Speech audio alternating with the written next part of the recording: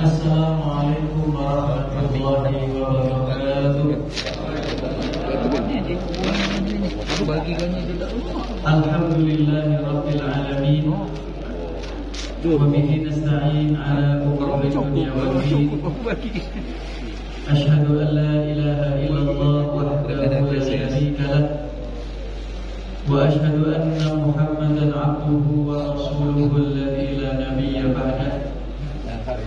Allahumma salli wa sallim wa barik wa an'im ala sayyidina wa habibina wa syafi'ina Muhammadin wa ala alihi wa sahbihi ajma'in. Amma ba'du. Qala Allah ta'ala fil Qur'anil 'azim ba'da an a'udzu billahi minasy syaithanir rajim. Bismillahirrahmanirrahim. Laqad kana lakum fi Rasulillahi uswatun hasanah liman kana yarjullaha wal yawmal akhir wa dzakarallaha katsiran. Wa qala aydan fi ayatin ukhra wa ma Muhammadun illa rasul qad khalat min qablihi ar-rusul afa in mata aw qutila inqalabtum ala aqabikum wa man yanqalib ala aqibaihi falan yadurra Allah syai'an wa sanajzillahu syakirin wa sayajzillahu syakirin. Bapak Ibu sekalian yang dirahmati Allah Subhanahu wa taala, jamaah Masjid Al-Qahar yang semoga senantiasa diberkahi Allah Subhanahu wa taala. Kita bersyukur pada kesempatan pagi hari ini nampaknya jumlah kita bertambah dari pekan sebelumnya. Alhamdulillah, mungkin karena tanggal merah ya. Tanggal 1 lagi gitu. Alhamdulillah, ibu-ibunya juga masih dengan warna yang sama, warna ungu pink. Bapak-bapak juga demikian, dengan wajah yang penuh dengan keseriaan, kebahagiaan. Dan ada seorang ulama dahulu pernah mengatakan, yaitu ketika mereka menyebut tentang kehidupan para sahabat Nabi. Jadi para sahabat Nabi itu pernah menyatakan di hadapan sahabat yang lain bahwasanya di zaman kami tidak ada orang yang kemunafikannya tidak kami ketahui. Jadi mereka itu mengetahui Pak, tetangganya, saudaranya, masyarakatnya, itu yang munafik mereka tahu. Apa ciri-ciri mereka? Yaitu siapapun orang yang tidak sholat subuh berjamaah di masjid, maka orang itu sudah kami pastikan bahwasanya mereka adalah orang yang munafiknya sudah sangat jelas. Itu di zaman sahabat. Jangan kita samakan dengan di zaman sekarang. Kalau disamakan dengan zaman sekarang, nampaknya kita jadi munafik semua ini. Ya karena kan kita kadang juga tidak ke masjid. Itu kehidupan para sahabat. Yang kedua, salat serta salam senantiasa tercurah atas baginda Nabi Muhammad sallallahu alaihi wasallam. Sebagaimana kata pembawa acara tadi, sebetulnya tujuan kita mempelajari sirah nabawiyah adalah untuk menggapai mahabbah, menggapai cinta. Dan kita diminta untuk senantiasa berdoa kepada Allah, Allahumma rzuqna hubbak wa hubba nabiyyik.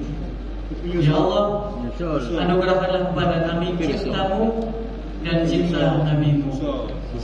Maka dari itu pada kesempatan pagi hari ini yang penuh barokah ini, kita akan berusaha untuk mengenal sedikit demi sedikit sosok Nabi Muhammad SAW. Kita awali dari satu kisah yang sangat singkat. Suatu hari Sayyidah Aisyah radhiyallahu anha sedang menjahit pakaian di dalam rumahnya. Ketika itu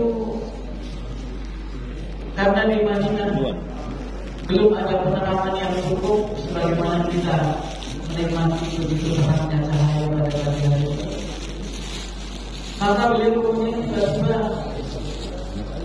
terjatuhlah benang atau jarum yang beliau gunakan untuk menjahit pakaian.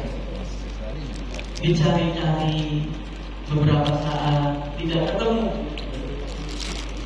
Lalu masuklah suami beliau, suami yang paling dicintai, dan itu adalah Nabi kita Muhammad SAW.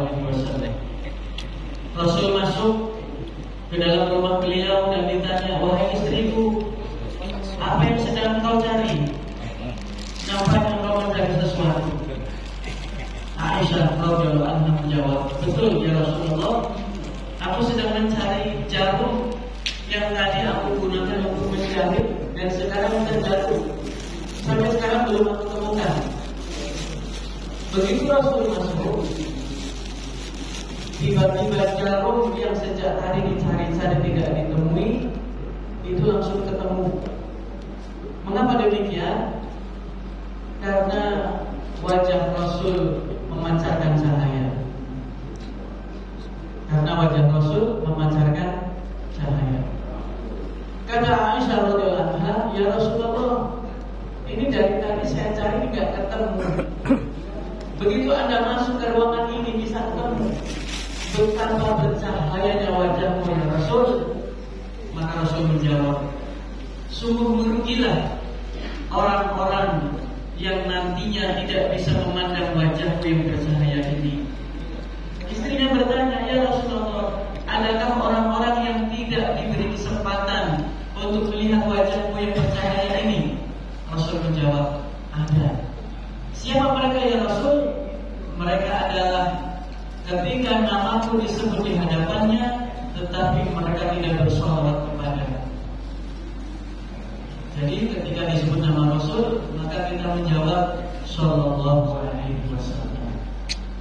Maka dari itu mudah-mudahan kisah yang singkat ini bisa kita ambil hikmahnya, bahwasanya ketika ada orang menyebut, entah itu khatib atau dalam pengajian atau siapapun menyebut nama Muhammad, menyebut nama Rasulullah, maka kita jawab dengan Sallallahu Alaihi Wasallam.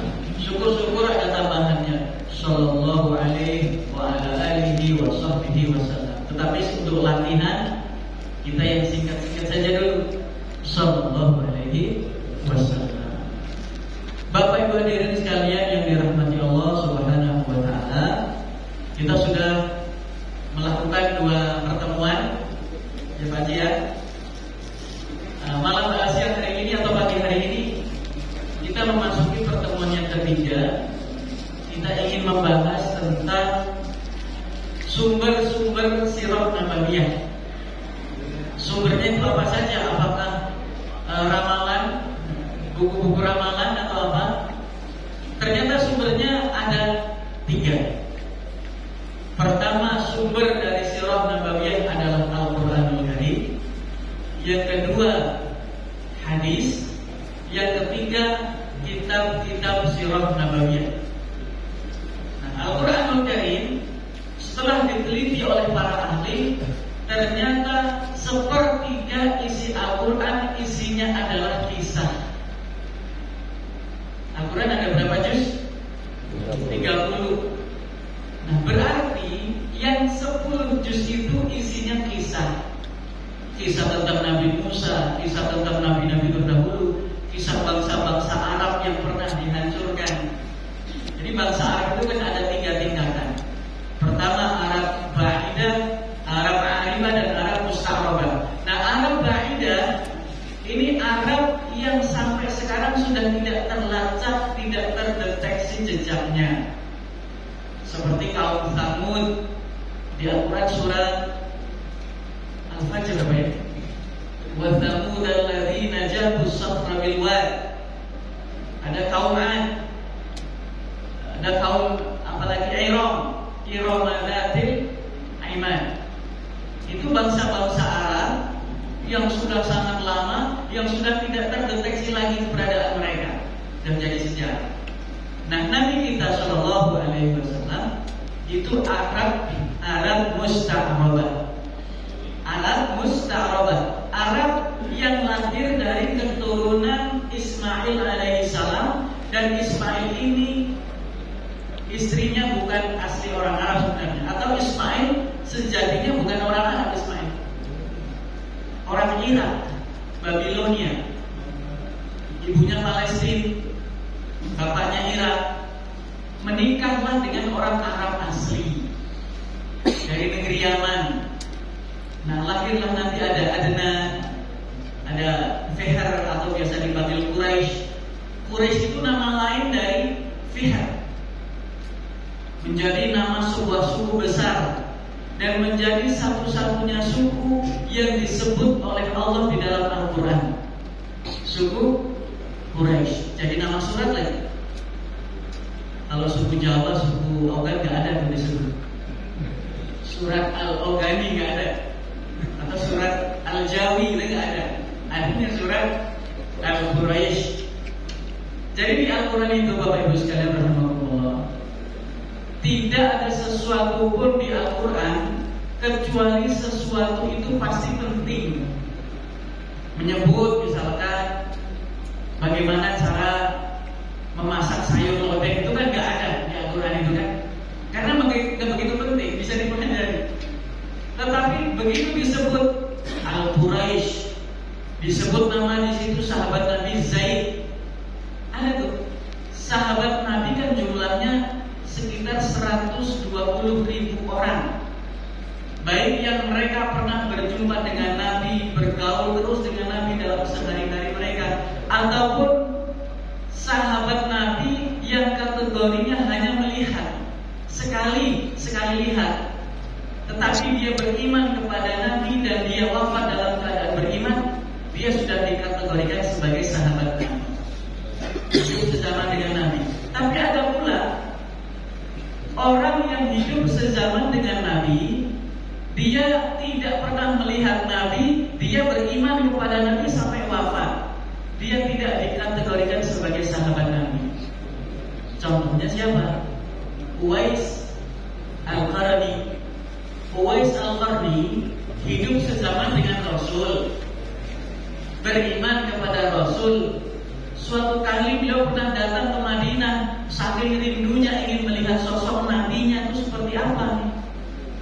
Dari Yaman ke Madinah jauh betul, itu jauh sekali.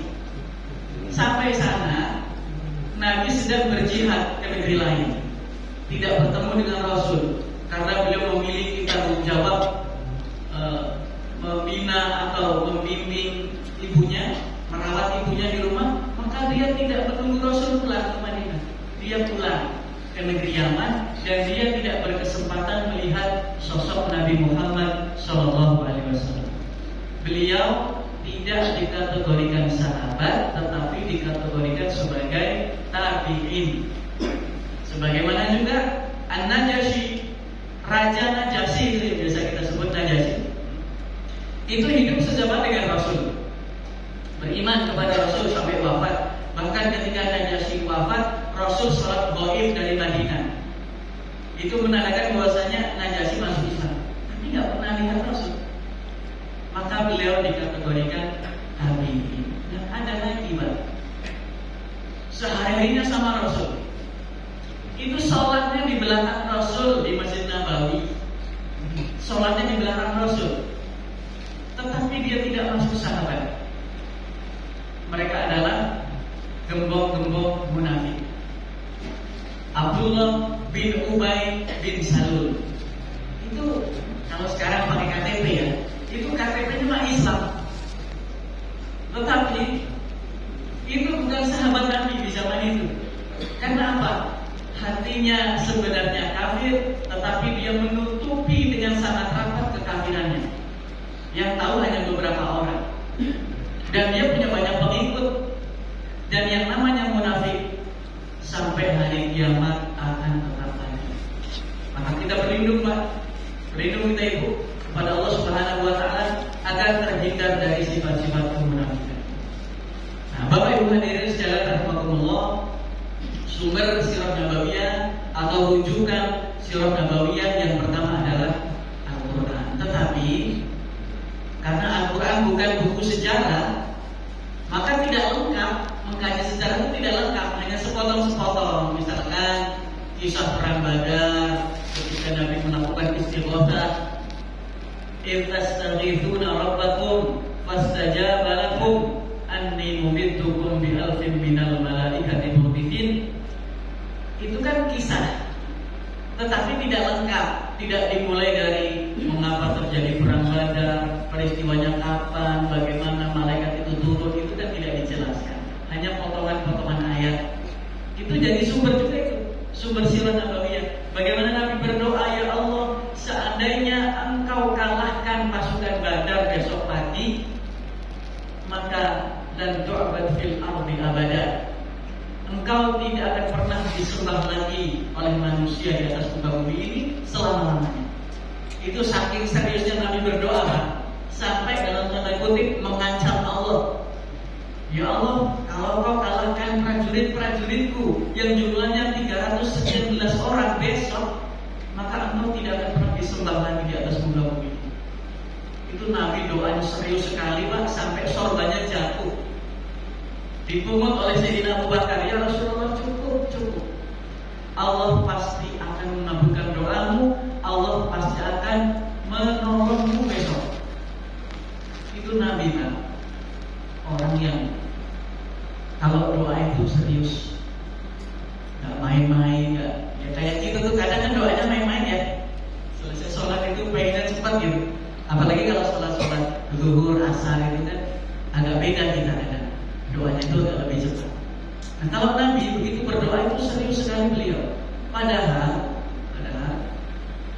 beliau itu kan seorang kekasih Allah, pasti dikabulkan oleh Allah segala permintaannya. Tetapi itulah beliau itu mengajarkan kepada kita bahwasanya kalau berdoa memohon kepada Allah itu yang serius.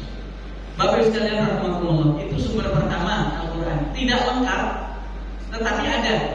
Di ayat ini ada, di surat ini nanti ada.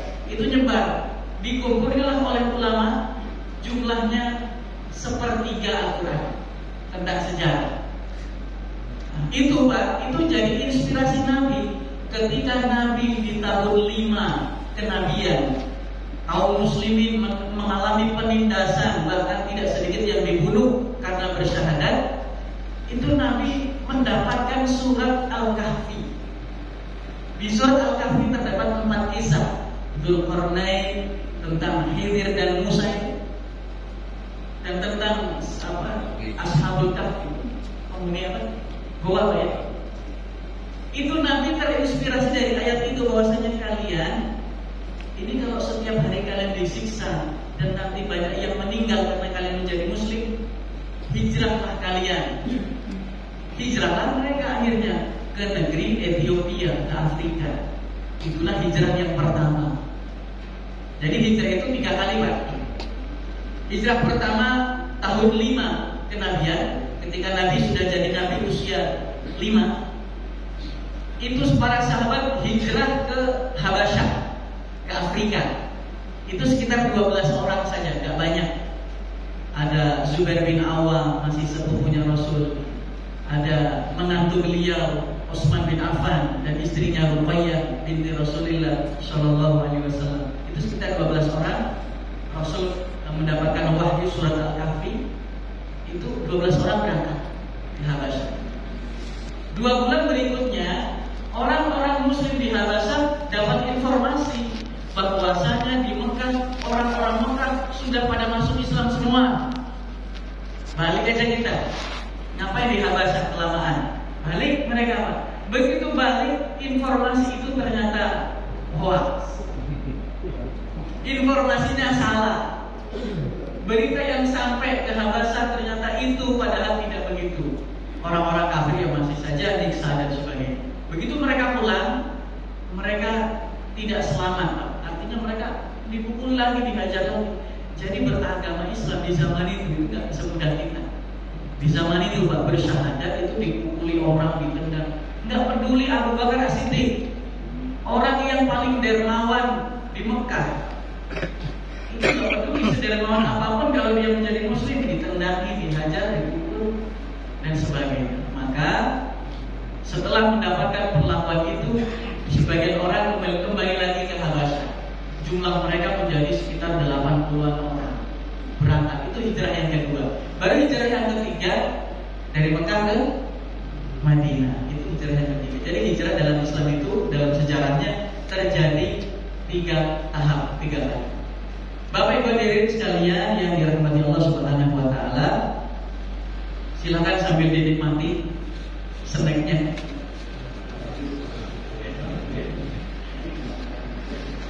Sumber yang kedua, hadis.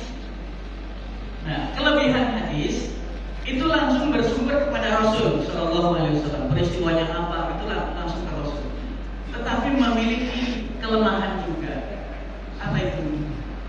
Para penyusun kitab-kitab hadis itu tidak pernah memisahkan sirah nabawiyah dengan bab-bab yang lain. Jadi tidak bisa runut. Karena mereka kalau menyusun kitab-kitab hadis itu biasanya kan berdasarkan bab fikih, muamalah, akidah, ibadah. Sirah nabawiyahnya tidak tercantum di bab ini, terletak di bab itu, masih ngacak.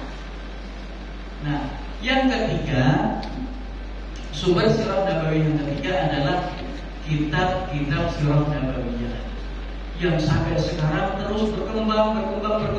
Bahkan sekitar 60 tahun yang lalu itu kitab sirah nabawiyah ditulis sudah ribuan yang tidak berbahasa Arab. Itu sudah ribuan, 60 tahun sebelum ini. Apalagi yang berbahasa Arab lebih banyak lagi. Nah, lalu yang kita jadikan sebagai sumbernya salah satunya adalah kitab karya Syekh Shafiyur Rahman Al-Mubarakfuri. Beliau ini ulama dari India. Ulama India mendapatkan informasi ada penulisan karya ilmiah tentang sirah nabawiyah di Madinah. Beliau daftar, ikut. Begitu sampai sana, ternyata beliau dapat juara 1, mengalahkan orang Madinah itu sendiri, mengalahkan negara-negara lain. Beliau dapat juara 1. Nah, buku itu Pak, itu sudah beredar di Indonesia. Di Shopee banyak. Om Tony kalau mau beli ada. Di Shopee ada, di Tokopedia ada. Shafiyur Rahman Al-Mubarakfuri. Judulnya Sirah Nabawiyah. Tapi biasanya kalau baca agak malas ya Pak. Apalagi kalau tebal Pak. Punya tebal itu rasanya gimana gitu. Kita inginnya yang ringkas-ringkas. Ya, alhamdulillah daripada tidak sama sekali. Bapak-bapak sekalian yang dimuliakan Allah Subhanahu wa taala, itu sumber sirah ada 3. Nah, betapa pentingnya sirah nabawiyah itu salah satu cucunya Sayyidina Ali. Salah satu cucunya Sayyidina Ali pernah mengatakan, "Kunna nu'allam maghaziyan Nabi kama nu'allam suratan minal Quran."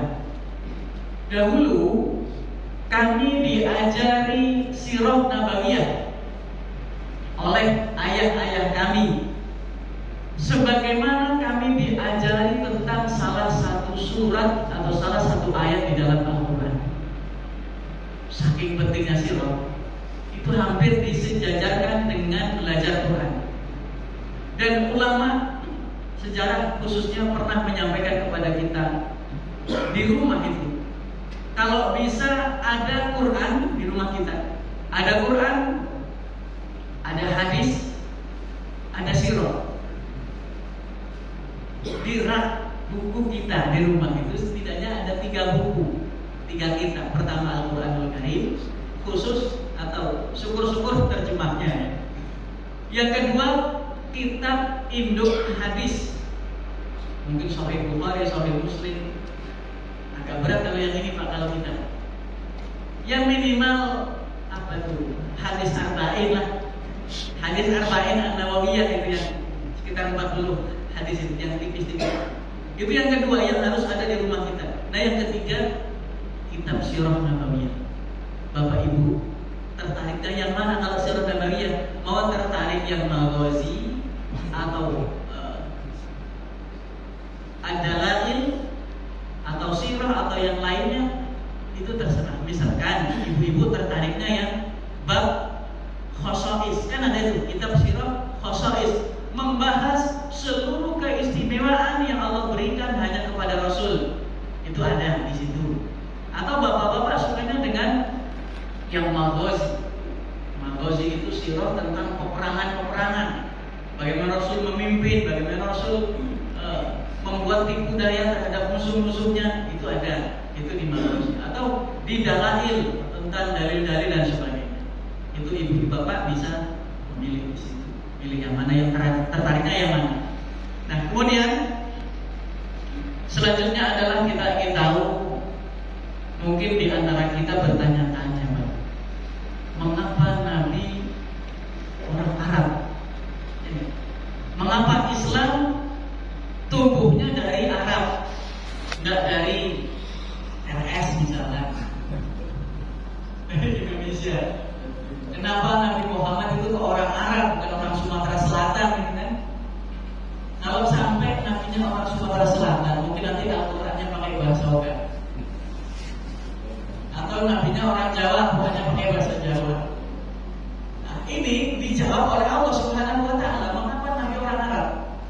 Allah menjawab dalam Al-Qur'an, Allahu a'lamu haitsu yaj'alu risalatahu. Allah yang lebih tahu akan diberikan kepada siapa risalah kenabian itu. Allah yang lebih tahu.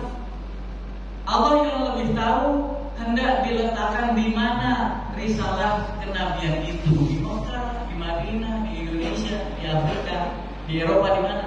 Itu Allahu a'lam. Allah yang lebih tahu daripada makhluk-makhluknya. Nah, berdasarkan ayat ini diketahui bahwasanya Nabi berasal dari Mekah, dari Arab.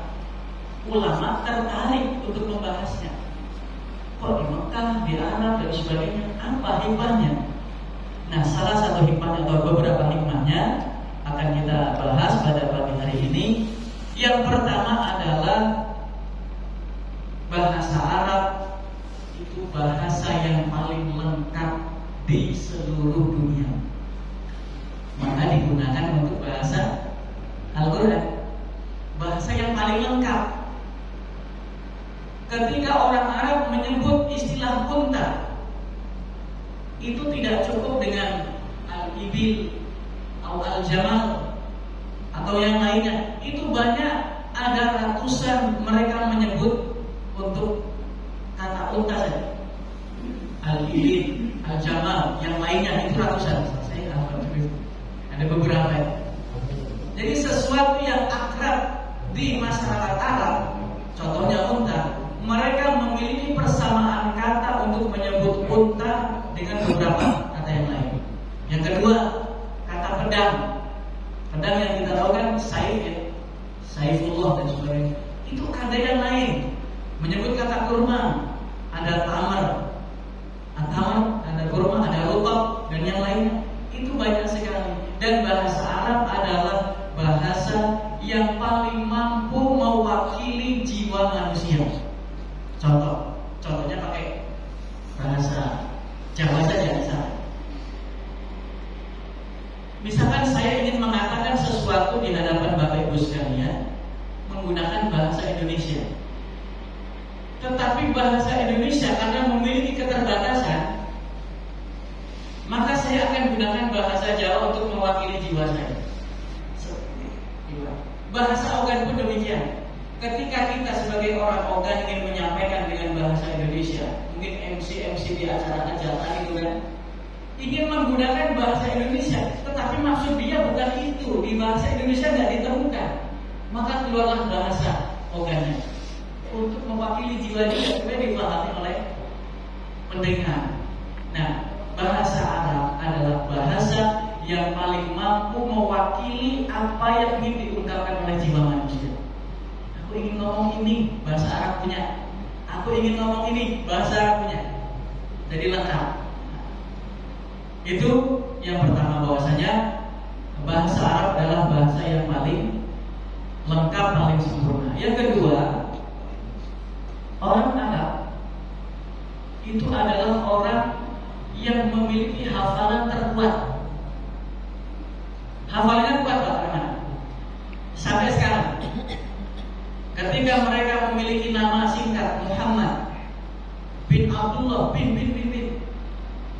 mereka. Disimpan di dalam otaknya itu bisa kuat sekali. Nah, kalau kita kan paling mentok di 5 ya Pak. 5 itu sudah banyak, sudah bagus itu. Bin Budi, bin Yusri, bin Muhammad Zahra, bin Muhammad Ash. 5. Kalau bapak-bapak ada yang sampai 10 nggak? Menyebut nenek moyang cek. Hebat itu Pak, kalau sampai 10 kakek kita sampai tersebut 10 itu udah hebat. Berarti hafalan kita kuat dan orang tua kita mengajarkan sesuatu yang baik kepada kita. Mereka hafalannya kuat, bahkan Pak, tidak hanya anak manusia, anak kuda mereka tahu riwayatnya. Ini kuda siapa nih? Kuda Abu Bakar As-Siddiq misalnya. Kalau kuda seperti ini sumbernya dari mana? Oh, ini disilangkan dengan kudanya ini. Itu tahu Pak riwayatnya. Oh, ini namanya kudanya, ini kuda bagus. Kuda kamu berasal dari kabilah ini. Kuda kamu kuda yang bagus. Itu ketemu nasabnya. Apalagi manusia, binatang aja bisa ketemu tuh nasabnya. Itulah kehebatan mereka. Nah, yang ketiga, posisi Arab, khususnya Mekah, itu setelah diteliti adalah pusatnya bumi, tengah-tengahnya. Jadi di situ Pak, hikmahnya apa? Kalau Islam lahir di situ, berkembang dari situ, maka akan dengan sangat mudah risalah Islam ini menyebar ke seluruh penjuru bumi. Karena di Mekah itu bertemu dengan 3 benua. Benua Asia, benua Eropa, benua Afrika. Titiknya di situ. Di Mekah itu. Nah, Nabi lahir di situ, besar di situ. Nah, Mekah itu Pak, itu adalah satu-satunya kota yang tidak pernah mati, tidak pernah tidur. Kalau di Amerika mungkin bisa kita katakan kota yang tidak pernah tidur adalah Amerika. Memang iya, tapi aktivitasnya apa? Tidak tidur karena judi atau tidak tidur karena ibadah. Ya kan, beda Pak. Tapi kalau Mekah, Madinah adalah 2 kota yang tidak pernah istirahat dari aktivitas ibadah. Bapak Ibu sekalian rahimakumullah, jangan berharap kita bisa umroh, bisa tawaf satu rombongan dari sini. Nggak ada rombongan lain di sana. Jangan berharap. Pasti rame Pak, ada terus Pak. Misalkan kita berharap, yuk kita dari Batu Raja berangkat satu masjid Al-Kohar, berangkat semua 100 orang. Amin. Kita berharap sampai sana. Kalau bisa kita cari jam yang kira-kira nggak ada rombongan lain yang ikut tawaf. Nggak akan bisa Pak. Ya sampai sana ya ketemu orang Turki, ketemu orang mana. Nggak bisa kita cari yang sepi, jamnya kapan, nggak ada jam sepi namanya kalau di Mekah Madinah. Itulah kota yang tidak pernah istirahat, tidak pernah tidur, selalu ada, jam berapapun ada aktivitas di situ. Berdampak pada perekonomian. Orang habis tawaf mungkin haus ya, lapar. Maka di situ rumah makan bukan 24 jam di situ, 24 jam. Itu berkembangnya ke ekonomi di situ, ke pariwisata dan sebagainya. Nah itulah Mekah. Posisinya di tengah-tengah. Selanjutnya, mengapa Nabi orang Arab? Mengapa harus di situ? Ternyata Pak, orang Arab adalah pernah difirmankan oleh Allah, asyaddu kufran wa nifaqan. Kekufurannya, kemunafikannya itu asyad, itu dahsyat. Sangat kufur, sangat munafik, al-akhlaq. Tetapi begitu Al-Quran hadir di tengah-tengah mereka, Rasul Shallallahu Alaihi Wasallam mengajari mereka, membersihkan jiwa mereka dan sebagainya, sabar menghadapi mereka. Mereka menjadi orang-orang yang memimpin peradaban Islam. Sumbernya dari situ. Padahal dulunya mah orang yang jelas, orang Arab sebelum Islam. Begitu Islam hadir, masya Allah, orang yang semacam itu menjadi pemimpin peradaban, memimpin bumi ini berasal dari situ. Bahkan di negeri kita yang ikut serta dalam mencerdaskan kehidupan kita adalah orang-orang Arab dari Yaman yang sekarang lagi ramai ya. Saya minta kepada Bapak Ibu sekalian untuk tidak perlu menanggapi secara serius isu-isu yang berkembang tentang bahwasanya meragukan nasabah alwi dan sebagainya. Itu akan menghabiskan energi kita. Energi kita habis mengurusi sesuatu yang tidak penting. Kita tidak lebih pintar dengan ngurusin itu. Waktu kita habis mengurusi itu, biarlah yang ahlinya saja. Dan itu sudah banyak para ahli mematahkan argumen-argumen mereka. Kita yakin bahwasanya nasab Rasul sampai hari ini, sampai hari kiamat tetap ada. Begitu. Nah, kemudian orang Arab itu orang yang asyaddu kufran wa nifaq. Dahulu ada seorang laki-laki melihat Rasul sedang menciumi cucunya. Diciumi itu cucunya. Orang Arab ini heran, Pak. Ya Rasulullah, apakah Anda melakukan ini kepada cucu-cucu Anda? Kata Rasul, lebih mana kamu gak punya cucu, apa kamu gak punya anak? Ditanya balik sama Rasul, aku punya 10 anak ya Rasul, tetapi dari 10 anak itu satu pun belum pernah aku cium. Wah, keren Bapak ini. Punya cucu itu gak pernah mencium cucunya, gak pernah mencium anaknya. Rasul kaget, Pak. Rasul kaget. Kamu pulang, cepat pulang, ciumi anak-anakmu. Aku khawatir rahmat Allah dicabut dari dadamu. Maka kita diajarkan, Pak, untuk anak-anak kita, cucu-cucu kita, anak kecil, kita hormati mereka, kita muliakan mereka, kita cium, kita sayang mereka. Nabi mengajarkan begitu. Jangan galak-galak sama cucu. Jangan terlalu galak. Ya kalau nakal ya kadang yang kita marahin ya. Kalau nakal maksudnya lagi nakal diciumin kan enggak juga.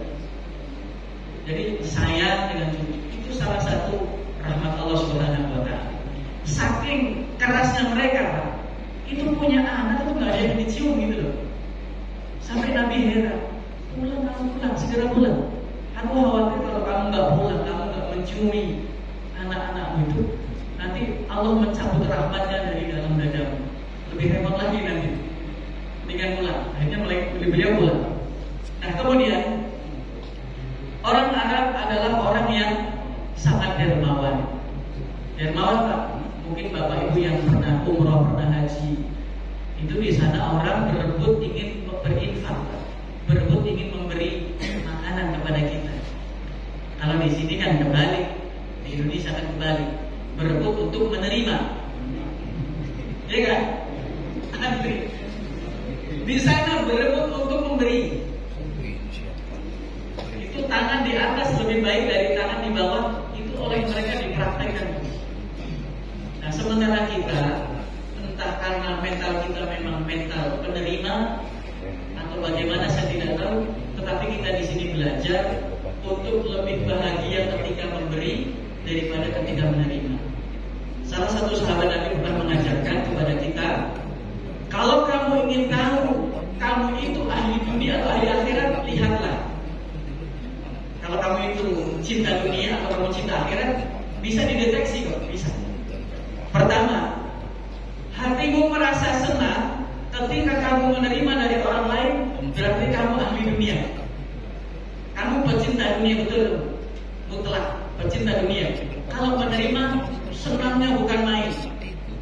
Tapi kalau kamu ahli akhirat, pecinta akhirat, hatimu akan bahagia ketika engkau memberi sesuatu kepada orang lain. Kebahagiaannya melebihi kebahagiaanmu ketika kamu menerima dari orang lain. Ayo kita deteksi diri kita masing-masing. Kita ini senangnya kalau begini atau ketika begini. Kalau hati kita lebih bahagia ketika memberi, mudah-mudahan kita termasuk ahli akhirat. Tetapi kalau hati kita lebih bahagia kalau seperti ini, menerima dari orang lain, waspadailah bahwasanya kita tergolong orang yang ahli dunia. Itu mudah sekali Pak deteksinya. Itu sahabat mengajarkan kepada kita demikian. Nah, kemudian Bapak Ibu sekalian rahmatullah, hikmah selanjutnya sudah agak berkeringat ini Pak. Ternyata berteriak-teriak itu keringetan juga ya. Meskipun aslinya dingin Pak, karena panasnya dari dalam.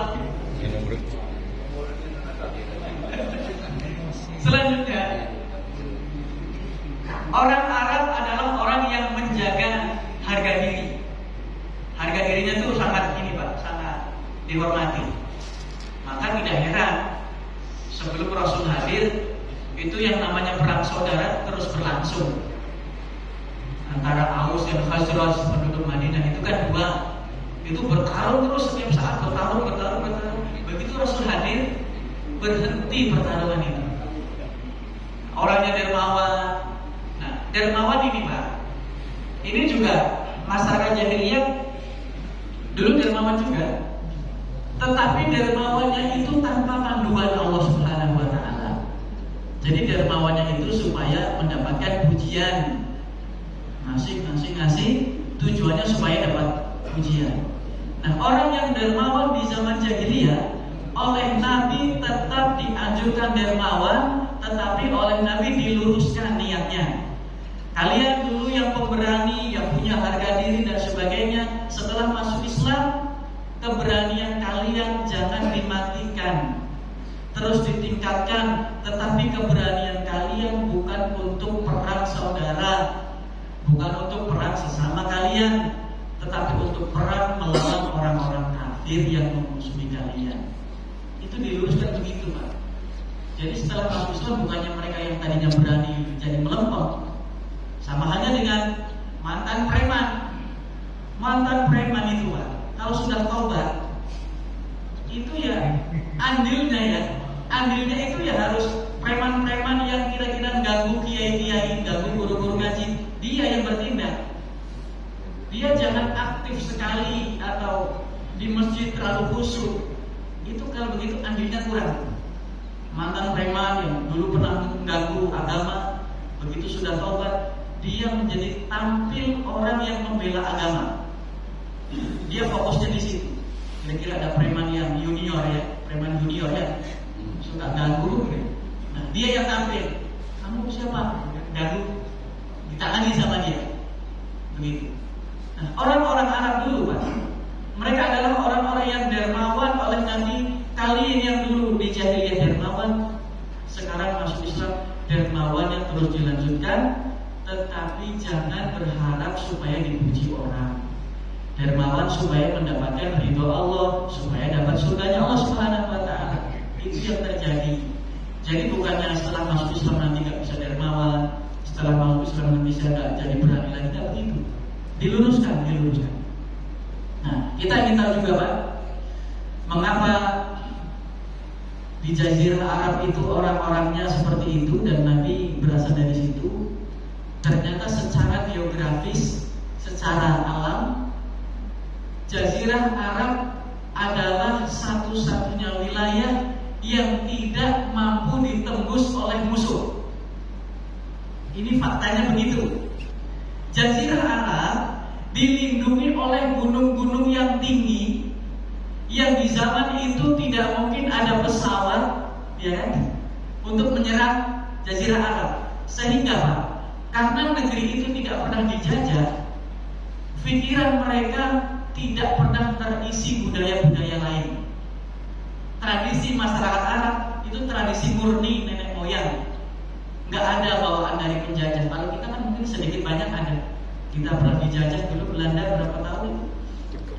300 lebih ya. Sedikit banyak mungkin kita terpengaruh. Tapi orang Arab itu nggak pernah dijajah sekalipun oleh bangsa lain. Karena bagaimana mau jajah Pak? Mau masuk gunungnya sudah terlalu tinggi. Gunungnya juga gunung yang tidak seperti di Indonesia ya. Kalau di kita kan gunungnya bagus Pak, ada pemandangannya hijau. Kalau di sana Pak, gunungnya batu semua, terjal. Jadi orang itu malas sebenarnya mau menjajah Arab Saudi, menjajah Saudi. Sehingga mereka aman dari sisi pemikiran, tidak terpengaruh Yunani, tidak terpengaruh tradisi Eropa, tidak terpengaruh tradisi Persia dan sebagainya. Bersih mereka. Hanya saja memang jahiliyahnya itu parah. Tingkat kejahiliannya sudah cukup parah. Nah, tingkat kepahitan itu sampai pada batas mereka rela membunuh bayi-bayi mereka yang berjenis kelamin wanita. Itu memang begitu kejadiannya. Tapi tidak semua kabilah, tidak semua Bani tidak begitu. Hanya beberapa kabilah yang punya hobi begitu. Kabilahnya siapa? Kabilahnya Abu Jahal. Itu termasuk kabilah yang sukanya membunuh bayi-bayi mereka yang berjenis kelamin wanita. Alasannya apa? Kalau wanita nggak bisa diajak perang, kalau kita nanti mau menyerang desa sebelah, ini wanita nggak punya kekuatan, merepotkan saja. Akhirnya dibunuhlah bayi-bayi mereka. Kalau yang laki-laki dibesarkan, dibanggakan. Begitu Islam hadir, justru wanita dimuliakan. Bahkan Nabi bersabda ketika ditanya, siapa yang harus kami hormati ya Rasul? Jawabannya, ibumu. Ditanya lagi, siapa? Ibumu. Ditanya lagi, ibumu. 3 kali. Berarti Islam hadir untuk memuliakan wanita. Di zaman jahiliyah Pak, wanita itu seperti barang dagangan, diperjualbelikan. Bahkan wanita di zaman itu ketika Rasul di awal-awal dakwahnya itu dijadikan sebagai hadiah. Rasul kan dakwah lagi, Rasul dakwah. Di belakangnya ada orang kafir. Dia sudah menyiapkan beberapa biduan wanita penghibur. Nah, begitu Rasul selesai dakwah, laki-laki ini siap dengan wanita-wanita itu mengatakan kepada jamaah, menurut kalian ucapannya Muhammad itu lebih bagus dari ucapanku atau tidak? Kalau kalian besok-besok ingin atau tidak ingin bergabung dengan Muhammad, tidak mau mendengarkan dakwahnya Muhammad, ini untuk kalian. Itu dikasih Pak, cuma-cuma. Wah, kalau kita beragama Islam di zaman itu kayaknya nggak kuat Pak. Itu dikasih cuma-cuma tuh. Kalau kamu nggak mau ikuti dakwahnya Nabi nih, ada. Itu wanita dibegitukan zaman itu. Tetapi begitu Islam hadir ya Allah, dimuliakan sekali. Maka dari itu ibu-ibu bersyukur kita punya Nabi yang memuliakan kita, dan kita sudah diperintahkan Allah Subhanahu wa taala untuk tidak berkata kepada orang tua kita. Wala taqul lahuma uffin. Jangan kau katakan kepada orang tuamu uff. Uff itu bahasa Arab, istilah. Kalau bahasa kita ya mungkin gitu kan.